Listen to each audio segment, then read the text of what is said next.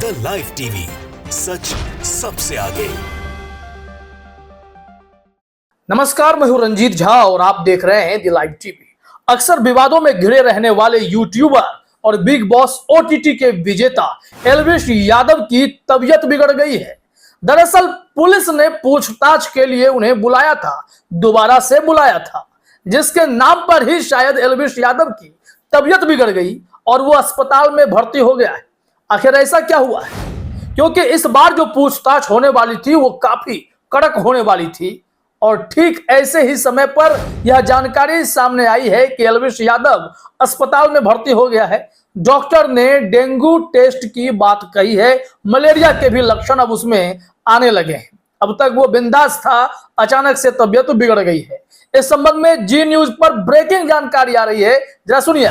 एल्विश यादव की तबीयत खराब बताई जा रही है, जिसके बाद वो गुरुग्राम के एक अस्पताल में भर्ती हो गया है। डॉक्टरों ने उसे बेड रेस्ट की सलाह दी है। तो सुन लिया आपने, यहां पर साफ तौर पर जानकारी मिल चुकी है कि एल्विश यादव को पुलिस ने पूछताछ के लिए बुलाया था और इस बार जो पूछताछ होनी थी, आमने सामने की पूछताछ होनी थी, क्योंकि जो पकड़ा गया है उसे सामने रखकर एल्विश यादव से कड़े सवाल पूछे जाते। लेकिन ठीक इसी वक्त एल्विश यादव की तरफ से जानकारी आ गई कि वो इस पूछताछ में शामिल नहीं हो सकता है, क्योंकि उसकी तबीयत ठीक नहीं है। इस संबंध में न्यूज 18 ने जो जानकारी दी है, जरा देखिए अपने स्क्रीन पर। हेडलाइन है, कल से दोबारा यूपी पुलिस के सवालों से एल्विश यादव की तबीयत हुई खराब, जाने कैसा था बिग बॉस विनर का हाल। यानी कि इस वक्त तो वो अस्पताल में भर्ती है, उसके जांच चल रहे हैं। समस्या यह है कि एल्विश यादव जो अक्सर विवादों में रहता है, कभी गमला चोरी का विवाद होता है तो कभी अपशब्द बोलने के विवाद में वो घिर जाता है। इस बार सांपों के जहर की तस्करी का गंभीर आरोप एल्विश यादव पर लगा है। एल्विश यादव उस भक्त मंडली से आता है जहां पर कई बड़े बड़े बीजेपी के नेता उसके साथ होते हैं, जहां वो भी अंधभक्ति करता है। लेकिन जब रिपब्लिक भारत ने एल्विश यादव के खिलाफ खबरें चला दी तो रिपब्लिक भारत के मालिक अर्नब गोस्वामी पर ही एल्विश भड़क उठा था और भक्तों में भक्तों की लड़ाई शुरू हो गई। तो सबने तंज भी कसा कि भाई परिवार के लोग आपस में लड़ रहे हैं।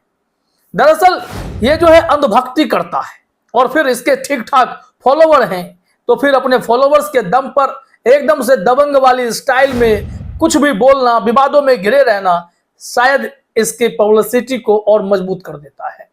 इस वजह से एल्विश यादव काफी चर्चा में भी रहता है। लेकिन इस बार वो बुरा फंसा है, क्योंकि भाजपा के सांसद मेनका गांधी ने ही खुलकर एल्विश यादव के खिलाफ मोर्चा खोल दिया, तो वो मेनका गांधी के खिलाफ भी मानहानि का मुकदमा करने को तैयार हो गया। लेकिन जब वो निष्पक्ष है तो इस बार आमने सामने की पूछताछ में ही उसके पसीने क्यों छूट गए, वो आया क्यों नहीं, और फिर अचानक से बीमारी की खबर कैसे फैल गई।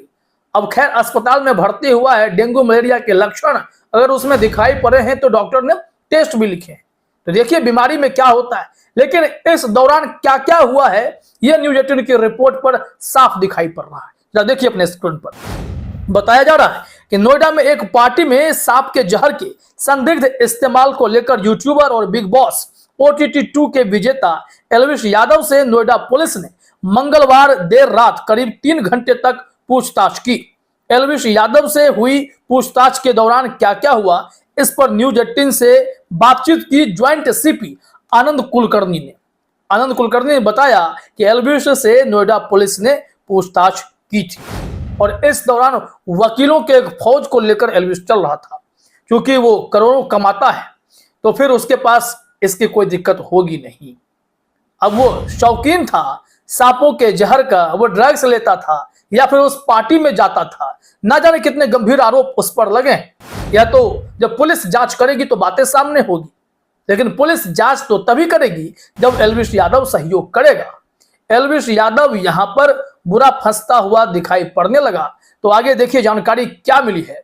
पूछताछ के दौरान एल्विश के साथ वकीलों का एक पैनल भी साथ में मौजूद रहा और पुलिस ने सारे तथ्यों को जुटाकर पूछताछ की।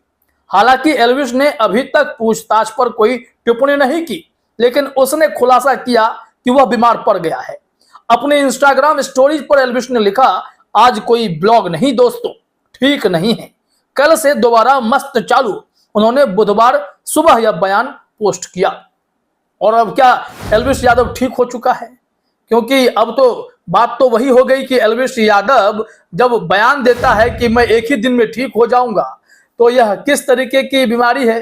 अस्पताल में भर्ती हुए एल्विश यादव कैसे उनकी तबीयत बिगड़ती जा रही है, या फिर वो जानबूझकर पुलिस से बचने के लिए कुछ ऐसे हथकंडे अपना रहे हैं? चर्चाएं होती हैं, लेकिन भगवान उन्हें स्वस्थ करे अगर वो बीमार हैं तो। लेकिन अगर उसने जहर की तस्करी की है, सांप के जहर से ड्रग्स बनाकर वो पार्टियों में एंजॉय करता है, फिर इस पर गंभीर कार्रवाई तो होनी ही चाहिए। इस मामले में ज्वाइंट सीपी ने और क्या जानकारी दी है, क्या कुछ हुआ है, जरा अपने स्क्रीन पर देखिए। ज्वाइंट सीपी ने बताया कि वादी के द्वारा जो साक्ष्य मिले और पुलिस ने भी कई तथ्य जुटाए, उन सब को लेकर एल्विश यादव से पूछताछ की गई। उन्होंने कहा कि मुख्य आरोपी राहुल और एल्विश का आमना सामना कराया जाएगा। ऑडियो की फॉरेंसिक जांच कराई जा रही है और सवालों का एक खाका तैयार कर पूछताछ की और ठोस तथ्यों के साथ पूछताछ की है।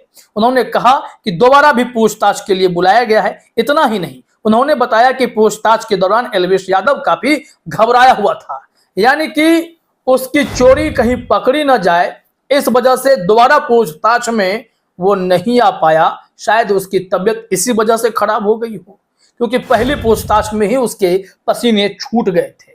इस बार तो आमना सामना करने की बात थी, सामने रखकर अगर पूछताछ होती तो उसकी हालत और खराब हो जाती। तो उससे पहले ही डेंगू मलेरिया के लक्षण एल्विश यादव में दिखाई पड़ने लगे हैं। सबसे बड़ा सवाल यह है कि एल्विश यादव जैसे लोग जो अचानक से मिडिल क्लास से बहुत बड़ा आदमी बनता है, तो फिर वो अपनी प्रसिद्धि को पचा नहीं पाता है। और देखिए किस तरीके से अब वो विवादों में घिरा है। विवाद में तो अक्सर वो घिरा रहता है, हमेशा उसके दबंगई भरे लहजे को अगर आप देखेंगे तो लगेगा कि अगले कदम पर यह विवाद खड़ा कर दे। लेकिन इस बार ये सांप के जहर के साथ इस तरीके की पार्टियों में जाना, अगर ऐसे आरोप हैं तो, या फिर वो ड्रग्स लेता था तो, ये बहुत बड़े सवाल है। इसकी जांच तो बहुत गंभीरता से होनी ही चाहिए। इस बार ऐसे खेल में यह फंस गया है। जो ड्रग्स एंगल की बात है, इस मामले में भी ज्वाइंट सीपी ने जानकारी दी है कि उस एंगल से भी पूछताछ की जा रही है। उनके वकीलों को लेकर भी प्रतिक्रिया दी गई है, जरा देखिए अपने स्क्रीन पर। उन्होंने कहा कि ड्रग्स एंगल पर पूछताछ की जा रही है, साइंटिफिक और निष्पक्ष रूप से पूछताछ की जा रही है। उन्होंने कहा कि एल्विश और उनके वकील से कोई साक्ष्य उपलब्ध नहीं कराए, और अगर साक्ष्य उपलब्ध कराए जाएंगे तो उनको एक जामीन किया जाएगा। यादव पर वन्यजीव संरक्षण अधिनियम 1972 के प्रावधानों के तहत पिछले सप्ताह यह दर्ज की गई एफआईआर में नामित लोगों में से एक है। तो ऐसे में अब एल्विश यादव की मुश्किलें काफी बढ़ सकती हैं।